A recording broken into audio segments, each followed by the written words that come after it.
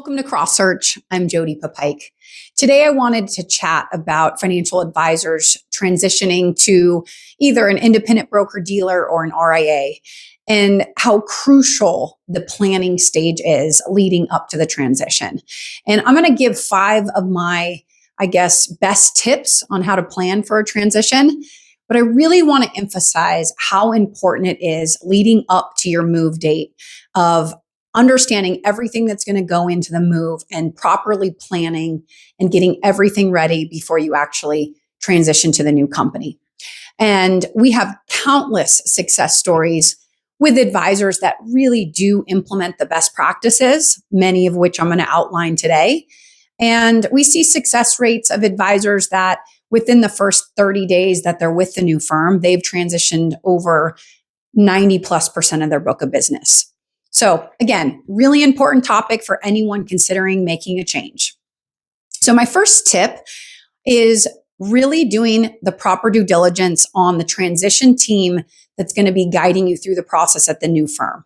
And before an advisor makes any kind of decision on where they're going to go, they really should understand not only who is going to be walking them through the process, or if there's a team of people that are going to be helping them through the process, but are they really prepared and do they have the expertise to guide you along the way? Or is the team really there just to kind of back you up and answer your questions? And I mention this first because it is absolutely imperative that an advisor decides to go to a firm, that they will have a team of people, that this is all they do, that they have a roadmap essentially laid out for you. And whether you're, 6 weeks out, 2 weeks out, or right before your move date, they're telling you what you need to be prepared for. Because the truth is, advisors don't transition that often. And if you've transitioned in the past, your process of transitioning in the future is going to be extremely different. So you really don't know what to ask or how to prepare unless you have the right team in place. And that team should be in place for you at the firm that you're going to join. The next thing is really to budget a proper amount of time to get everything done on the front end. So again, the day that you join the new firm, everything is ready to go.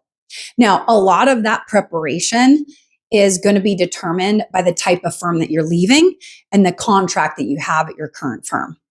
So for example, if you're leaving a firm where you have a non-compete or any kind of restriction where you can't take your client data with you, you're not going to be able to do much preparation on the paperwork ahead of time. As opposed to if you're leaving a firm where there is no non-compete, nothing holding you back, there are ways that we can work around the client data issue and get you the resources and help you need to get a lot of that paperwork done ahead of time, so that the day you pull the trigger, again, you're sending out documents to clients to sign and you're not waiting on getting anything populated with paperwork after the fact. So that's really, really important. And if you do have the ability to take a lot with you, you need time. So I always tell people to budget at least 4 weeks of preparation time. Some situations we could need up to 8 weeks. Really just depends on an advisor's unique situation and how we determine that. The third tip is to really plan your move date strategically. And by that, I mean really around compensation. There could be other things that you want to plan around, personal things coming up in your life, maybe business things coming up. But I'm specifically talking about planning a date right after your most relevant pay cycle, whether that be you're almost fee only or you are fee only. You want to plan for that move to be right after you receive your fees. If you're heavy on trails, you want to make sure that you receive those trails before you make the move. Now, with most independent firms, or a lot of independent firms, I should say, if you leave and a pay cycle happens, a lot of times it's in a contract that they'll still pay you on that revenue after you leave. They'll probably hold that compensation for anywhere from 30 to 90 days to make sure there's no chargebacks or anything that you owe them. But they will reconcile that and pay you after the fact. But there are a lot of firms that if you leave and a pay cycle happens, you will expect to not receive that income. So again, we plan around those dates and make sure that we do it in a way that ensures you're getting paid, the proper revenue. The fourth item that I go through with advisors is really understanding your current contract. And I touched on this a little bit earlier, but really doing a deep dive in what to anticipate. That could be anything from how much client data can you take with you, if any. It could also be things that are nuanced to the firm that you're leaving. Some firms, for example, even independent firms, have language in the contract that says you have to give them a notice. And a lot of times that scares advisors, but it doesn't necessarily mean it's a bad thing. It could mean that they need the time to plan for your exit. Sometimes that has to do with the technology that you're using, that they need to kind of unbundle you from the tech platform that you're on, and they need proper time to do that.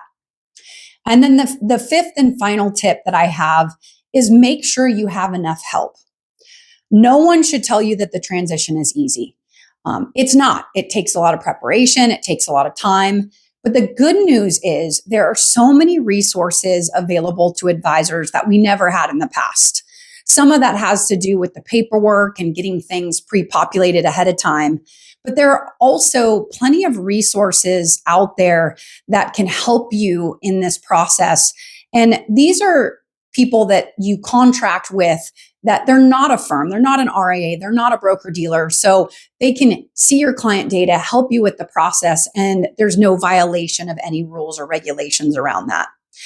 If you're a solo advisor and you don't have the staff, a lot of times these types of resources are needed for the transition process so that you're not taking away from your, typical business to go through a transition. So obviously there's a lot to cover on this topic.